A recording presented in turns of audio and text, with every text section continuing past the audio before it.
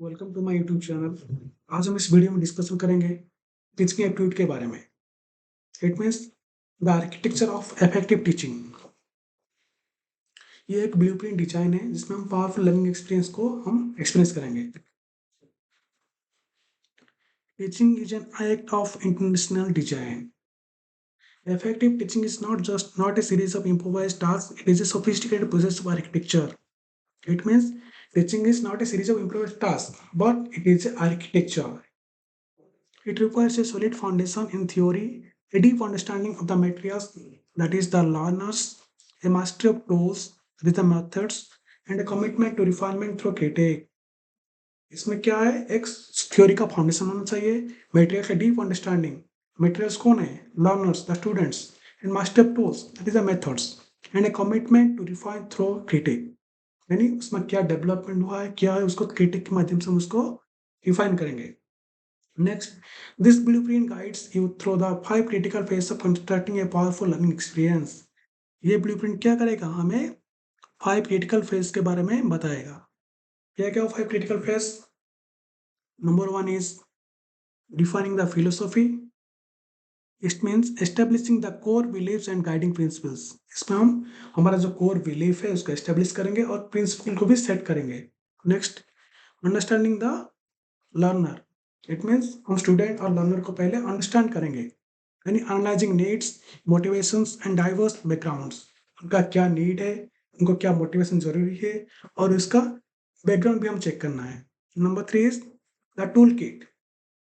It means mastering the methods, proper selecting करना है, utilising appropriate instruction strategies, यानी हमें अप्रोप्रिएट लेसन प्लान करना है, अप्रोप्रिएट मेथड्स यूज करना है जो कि बच्चों को सुइटेबल होगा और उनको अच्छे से लर्निंग देगा।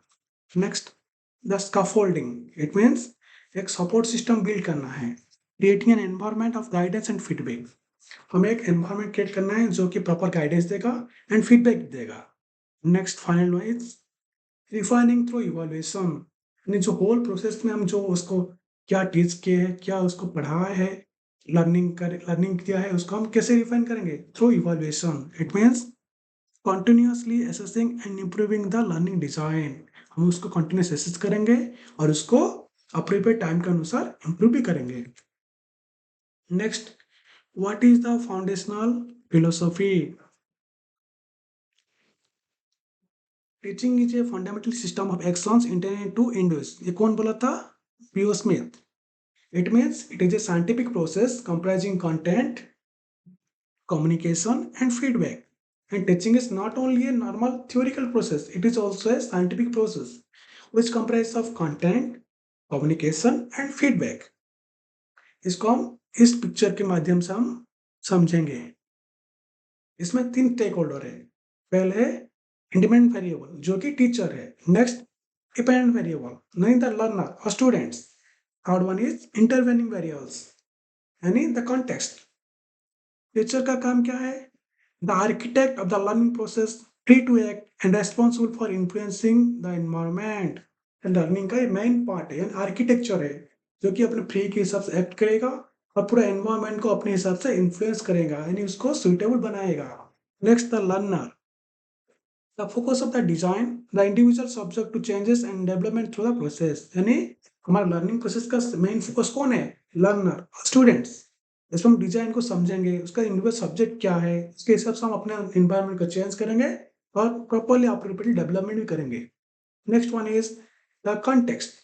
It means the materials, environment, subject matter, instructional materials, teaching methods and teaching environment। इसमें जितने भी सारे auxiliary parts of process है, जैसे materials है, environment हो गया, subject matter हो गया, teaching materials methods हो गया और learning environment, इस सबको मिला के क्या है? intervening variables। Next, what are the 3 levels of teaching? यदि हम टीचिंग को हम देखें, काउंट करेंगे तो ये हमारा एक कंटिन्यूम प्रोसेस है। The teaching process operates on a continuum from the least thoughtful to the most thoughtful engagement. It means teaching process continuous process है जो कि least thoughtful से शुरू होता है कहाँ तक? Most thoughtful तक। Understanding these levels allows an architect to design for specific cognitive outcomes. तो हमें 3 लेवल को जब अंडरस्टैंड कर लेंगे तो एक प्रॉपर आर्किटेक्चर प्रोसेस कर सकते हैं ताकि हमारा प्रॉपर आउटकम निकल सकता है। पहला क्या है? मेमोरी लेवल यानी लीस्ट थॉटफुल। उसको कौन प्रोपोनेंट किया था? हर्बर्ट। उसका मेन फोकस था rote memorization and recall of factual information.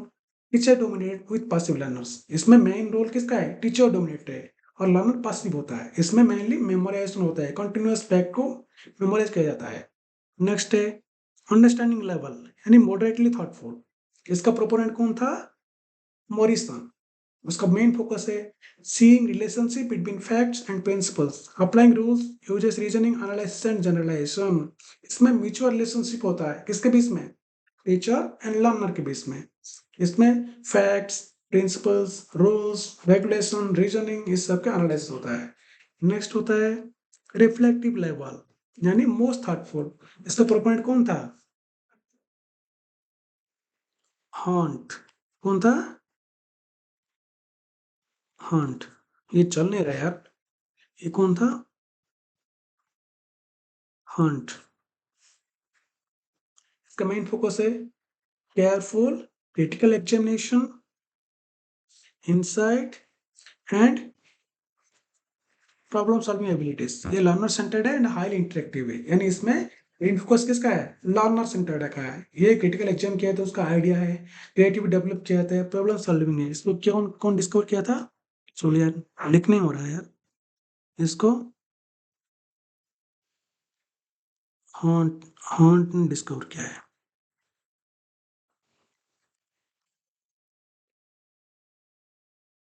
Next है who is your canvas? Distinguishing learner characteristics. A master architect understands their materials intimately. The design of a learning experience must be tailored to the unique academic, social, emotional characteristics of intended audience. इसमें जो भी पढ़ाता है ना, जो भी teacher होता है, उसको सारा पता होता है कैसे पढ़ाना है, कैसे करना है, कैसे लर्नर को एक्वाइंट करना है, कैसे उसको डेवलप करना है। इसको ऐसा करना है कि लर्निंग एक्सपीरियंस ताकि उसका यूनिक एकेडमिक, सोशल, इमोशनल सारे को हम समझ सकते हैं। अपना जो ऑडियंस कौन है? लर्नर्स है, उसको हम समझ सकते हैं। मेनली हम जब दिक्कत कहाँ होता है? एडोलेसेंट लर्नर्स और जब अडल्ट लर्नर्स होता है उसमें उसको पढ़ाने के लिए दिक्कत थोड़ा होता है। इसमें हम डिस्कशन करेंगे 4 मेन पॉइंट में। Cognitive state, social driver, emotional state, motivation, दोनों का कंपैरिजन करेंगे। पहले देखेंगे एडोलेसेंट लर्नर का। Cognitive state transitioning from concrete to abstract from logical operations, developing problem solving skills. इस स्टेज में क्या होता है? तो concrete to abstract logical operation की तरह डेवलप करता है और इसमें अपना प्रॉब्लम सॉल्विंग स्किल भी धीरे धीरे डेवलप होता है। उस तरह अडल्ट लर्नर का क्या होता है? possess a variety of life experiences that serve as a foundation for learning practical result oriented thinking। यानी अभी नया नया लाइफ एक्सपीरियंस आता है जो कि उसका फाउंडेशन होता है किसके लिए? Learning, practical, result oriented thinking. Next हो गया सोशल ड्राइवर। पहले देखेंगे एडोलेसेंट लर्नर का। High peer group influence, strong desire for social acceptance and independence from family. में क्या होता है? अपना पीयर ग्रुप यानी अपने दोस्तों का ज्यादा इन्फ्लुएंस होता है। उनका स्ट्रॉन्ग डिजायर होता है किसके? Social acceptance and independence from family. Family से इंडिपेंडेंस होना चाहता है। और अडल्ट में क्या होता है? Learning is often driven by life situation, social expectation, that is career, family. इसमें अभी थोड़ा ऊपर जाता है। लर्निंग इज डेवलपमेंट क्या होता है? अपना एक्सपेक्टेशन, सिचुएशन के हिसाब से वो अपने आप को एडजस्ट करता है, जैसे career, family. Next emotional state. इसमें एडल्ट में क्या होता है? Prone to emotional swings and moodiness. यानी इस स्टेज में उसका इमोशनल स्विंग, मूडीनेस तुरंत इधर उधर हो जाता है। Building a sense of identity, self concept and self esteem. इसमें क्या होता है? वो अपना आइडेंटिटी को बनाने की कोशिश करता है, self concept, self belief, self esteem भी करता है। लर्नर में क्या होता है? एडल्ट लर्नर में mature with A more stable self concept, learning is a voluntary personal choice. इसमें वो अपने आप को मैच्योर तरह बनाता है, स्टेबल सेल्फ बिलीफ होता है, सेल्फ कॉन्सेप्ट होता है और लर्निंग वॉलंटरी होता है, अपने इस नीड के हिसाब से वो चॉइस करता है। Last one is motivation. Adult में क्या होता है? Seeks relevance, prefers active learning experiences and interaction with peers. यानी वो अपने आप को इम्पोर्टेंट समझता है और एक्टिव लर्निंग एक्सपीरियंस को प्रीफर करता है और अपने दोस्तों के साथ इंटरेक्शन बनाने की कोशिश करता है। उस तरह अडल्ट लर्नर में क्या होता है, primary intrinsic, 6 self direction, immediate application and knowledge relevant to life और प्रोफेशनल नीड्स। इसमें वो अपने आप को सेल्फ डायरेक्शन देता है, इमीडिएट एप्लीकेशन बनाता है और जो अपने प्रोफेशनल स्किल के लिए जो नॉलेज रिलेवेंट है उसको वो यूटिलाइज करता है। Next, what tools are in our tool kit, spectrum of methods, यानी हमारे टूल किट में क्या है, बहुत सारे मेथड है। The choice of teaching method determines the dynamic of the learning environment. इसका मतलब हमारे जो लर्निंग एनवायरनमेंट को कौन चार्ज करता है, teaching method. The spectrum ranges from methods where the teacher directs the flow of information to those where the learner actively constructs their own knowledge। ये एक ऐसा मेथड रेंज होता है जिसमें टीचर क्या करता है, कोशिश करता है कि अपना जो पढ़ाया हुआ इंफॉर्मेशन, जो अपना बताया हुआ जो टॉपिक्स नॉलेज, वो अपने लर्नर के थ्रू एक्टिवली पहुंच सके। जनरली हमारा 3 है, teacher centred, mixed and learner centred. Teacher centred में क्या होता है, the teacher is the primary authority and knowledge source. इसमें टीचर प्राइमरी ऑथर होता है, नॉलेज सोर्स होता है। इसमें कौन कौन सा मेथड होता है, lecture method, team teaching, TV video presentation.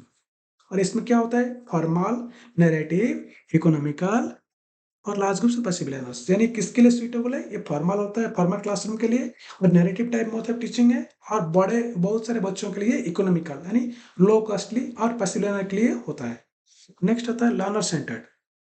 इसमें क्या होता है, the teacher acts as a facilitator coach. यहाँ पे टीचर का रोल उतना नहीं होता, यहाँ पे वो कोच की तरह काम करता है। यहाँ पे रोल किसका है, लर्नर का, यानी स्टूडेंट लोगों का। कि किसमें कितने मेथड है, assignment method, heuristic method, project method, open learning. इसमें 4 मेथड है, यानी जिसको बच्चों को इन्वॉल्वमेंट करना है, actively involvement in learning process. Assignment करेंगे, डिस्कशन करेंगे, प्रोजेक्ट करेंगे, ओपन लर्निंग करेंगे।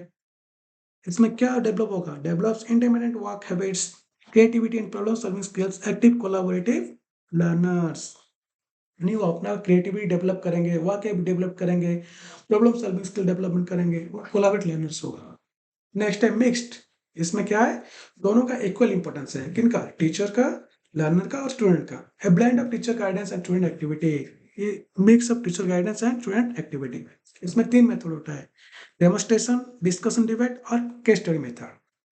तो मेनली 3 फोकस मेथड के ऊपर हमारा टीचिंग प्रोसेस डिपेंड करता है। How do we choose between offline and online environments. अभी इंपॉर्टेंट क्वेश्चन आ गया, हम कैसा चूज करें कि ऑफलाइन एनवायरमेंट अच्छा है कि ऑनलाइन एनवायरमेंट अच्छा है। चलो इसका कंपैरिजन ही कर लेते हैं। ऑफलाइन मेथड्स यानी ये ट्रेडिशनल है, ऑनलाइन मेथड ई लर्निंग जो अभी जमाना चल रहा है। इसमें क्या डिस्कशन करेंगे, एनवायरमेंट कैसा रहता है, उसका स्ट्रक्चर क्या है, इंटरेक्शन क्या है, की एडवांटेज क्या है एंड की चैलेंज क्या है। एनवायरमेंट, इसमें क्या होता है, ऑफलाइन मेथड में face to face interaction in a physical classroom. यानी ऑफलाइन में हमारा जो नॉर्मल क्लासरूम होता है, फेस टू फेस इंटरेक्शन होता है टीचर एंड स्टूडेंट्स के बीच में। ऑनलाइन में क्या होता है, learning takes place over the internet. यानी यहाँ पे फेस टू फेस नहीं होता है, वो इंटरनेट के माध्यम से ऑनलाइन कोर्सेस, ऑनलाइन टीचिंग जो यूट्यूब में आप लोग पढ़ते हैं, ये सब होता है। स्ट्रक्चर, ऑफलाइन में क्या होता है, fix duration, period, teacher dependent and highly structured. यानी इसमें पीरियड होता है 45 मिनट्स का, जो फिक्स ड्यूरेशन पीरियड होता है। यहाँ पे टीचर मेन रोल प्ले करता है, टीचर डिपेंडेंट है और ये हाईली स्ट्रक्चर्ड है। और ऑनलाइन में क्या होता है, flexible schedule, any time anywhere, learner focus and self paced. यहाँ पे शेड्यूल फ्लेक्सिबल होता है, बच्चे चाहें जब भी पढ़ सकते हैं, एनी टाइम एनीवेयर। और यहाँ पे लर्नर फोकस्ड होता है एंड सेल्फ पेस्ड, यानी अपने आप को पढ़ सकता है। Next, interaction. ऑफलाइन में क्या होता है, direct teacher student interaction fosters discipline and interpersonal skills. यहाँ पे टीचर स्टूडेंट के बीच में डायरेक्टली इंटरेक्शन होता है, ये क्या करता है, डिसिप्लिन डेवलप करता है और इंटरपर्सनल स्किल, कम्युनिकेशन स्किल भी डेवलप करता है। उसके बाद ऑनलाइन में क्या होता है, virtual student teacher and student student interaction को क्रिएशन नॉलेज। यहाँ पे वर्चुअली, फिजिकल नहीं होता है, वर्चुअली ऑनलाइन में जो वीडियो कॉल के माध्यम से, यानी जो ऑनलाइन कोर्स के माध्यम से होता है, टीचर स्टूडेंट के बीच में, स्टूडेंट स्टूडेंट के बीच में। नेक्स्ट, की एडवांटेज, ऑफलाइन में एडवांटेज क्या है, competitive atmosphere, direct monitoring, development of soft skills through physical. इसमें जो बच्चे एक साथ मिलकर पढ़ते हैं तो उसमें क्या होता है, अपना आपस के बीच में कॉम्पिटिटिव एटमॉस्फेयर डेवलप होता है, डायरेक्ट मॉनिटरिंग होता है और सॉफ्ट स्किल, कम्युनिकेशन स्किल भी डेवलप होता है। ऑनलाइन में क्या एडवांटेज है, convenient, often cheaper, accommodation, busy schedules, technology skills. इसमें कन्वीनियंट, अपने कन्वीनियंट के हिसाब से हम पढ़ सकते हैं, और चीपर है, बिजी शेड्यूल को हम साइड करके अपने हिसाब से पढ़ सकते हैं। और टेक्नोलॉजी स्किल को ये क्या करेगा, एनहेंस करेगा। नेक्स्ट चैलेंज क्या है क्लासरूम में, ये जोग्राफिकली बाउंड है, कॉस्टली है ट्रैवल अकोमोडेशन के लिए, एंड लेस फ्लेक्सिबल शेड्यूल। इसमें जोग्राफिकल बाउंड यानी एक लिमिटेड एरिया में होता है, और एक कॉस्टली, ट्रैवल अकोमोडेशन ज़्यादा कॉस्टली होता है, लेस फ्लेक्सिबिलिटी होता है। इसमें चैलेंज क्या, ऑनलाइन में require self discipline, potential for isolation, and not all topics are suitable. यानी यहाँ पे सेल्फ डिसिप्लिन हमें चाहिए, नहीं तो अच्छे से नहीं पढ़ेंगे, आइसोलेशन हो जाएंगे, और not all topics are suitable. What scaffolding supports the structure? This means हमारा कौन सा environment, कौन सा support system हमें चाहिए। Effective teaching does not happen in a vacuum. It relies on a support system of tools and resources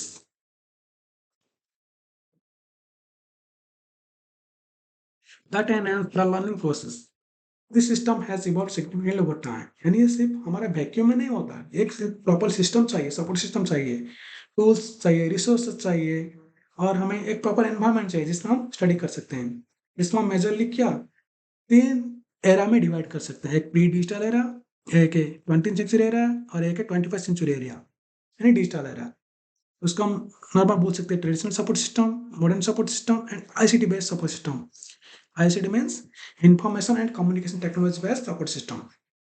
अभी discuss करेंगे tools और क्या अप्रोच है। पहले डिस्कशन क्या करेंगे, प्री डिजिटल एरा।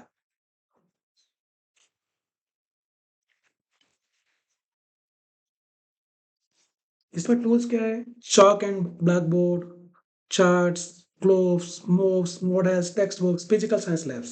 इसका अप्रोच क्या है, ये टीचर सेंटर्ड है, focus on direct instruction and memorisation. ये जनरली हमारा नॉर्मल ऑफलाइन क्लासरूम की तरह ही होता है, ट्रेडिशनल सिस्टम है। इसमें टीचर सेंटर्ड है और डायरेक्ट इंस्ट्रक्शन के माध्यम से डिस्कशन करते हैं। नेक्स्ट आ गया modern support system.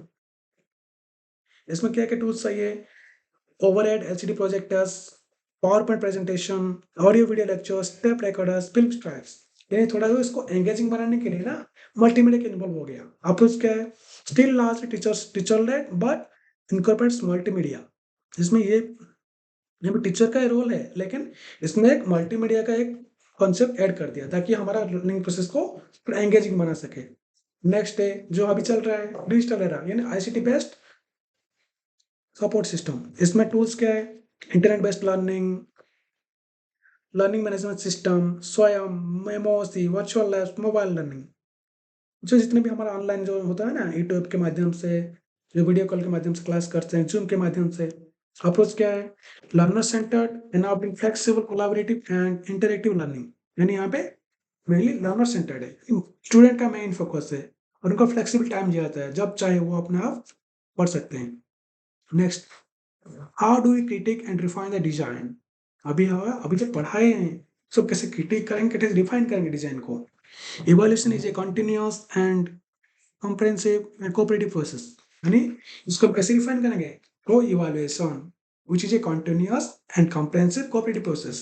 Its purpose is to gather and interpret the evidence of behavior changes in teachers, in learners to judge the effectiveness of the learning experience। इसमें हम क्या करेंगे, जो भी इंटरप्रेट, जो उनका बिहेवियर चेंज हो गया टीचर लर्नर का, उनका हम देखेंगे, और उसके हिसाब से हम उसका एफेक्ट लर्निंग एक्सपीरियंस को करेंगे।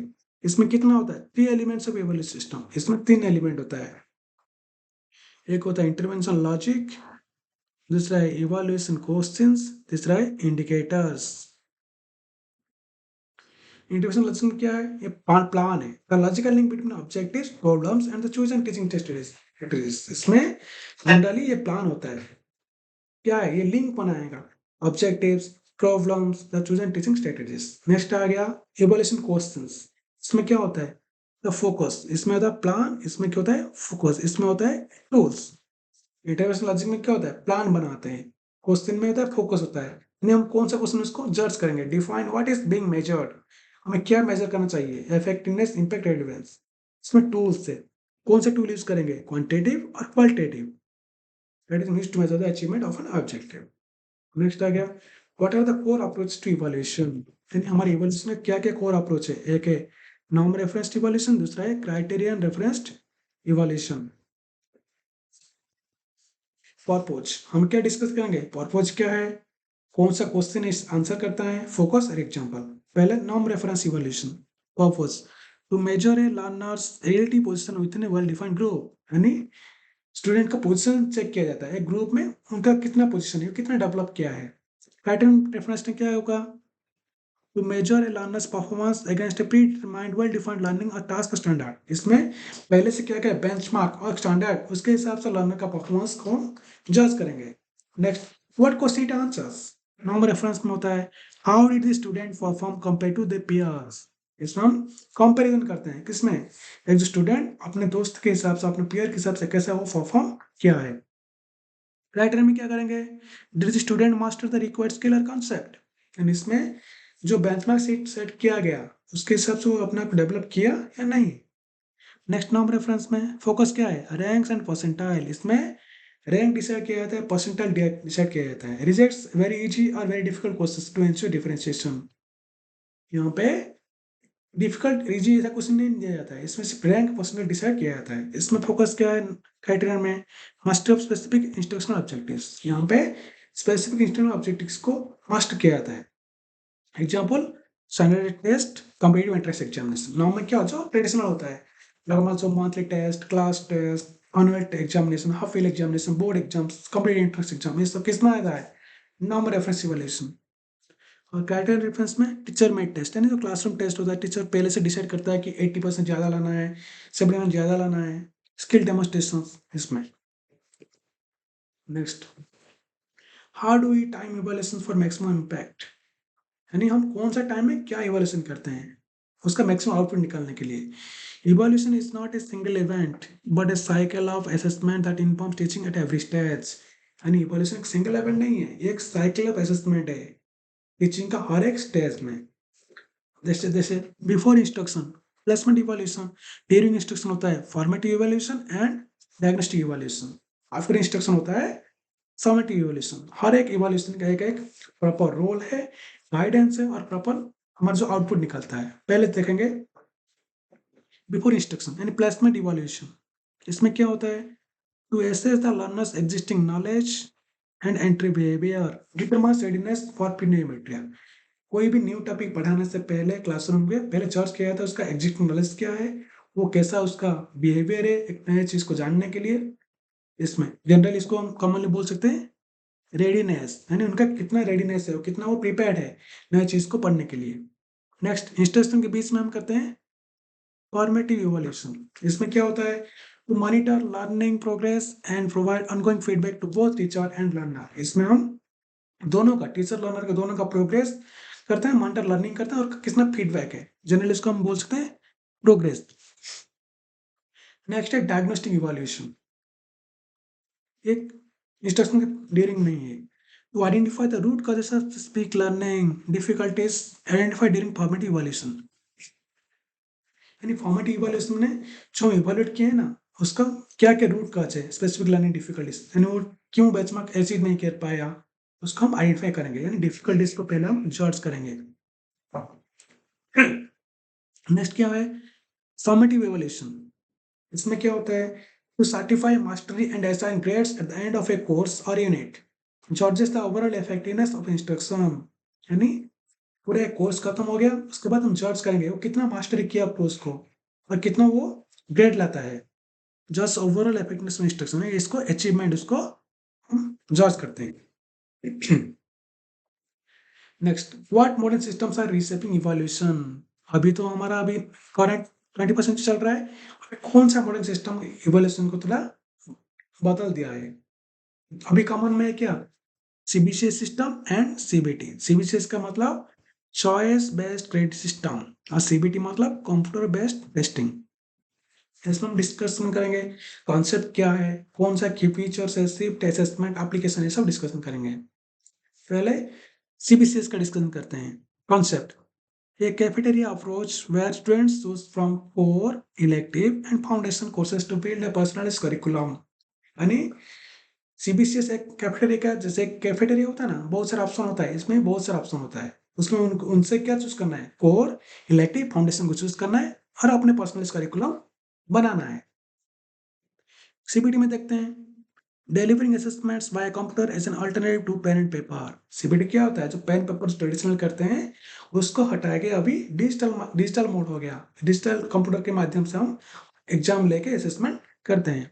शिफ्ट किसमें, सीबीसीएस में। Most focus from a rigid annual system to a flexible credit based semester system that promotes interdisciplinary learning.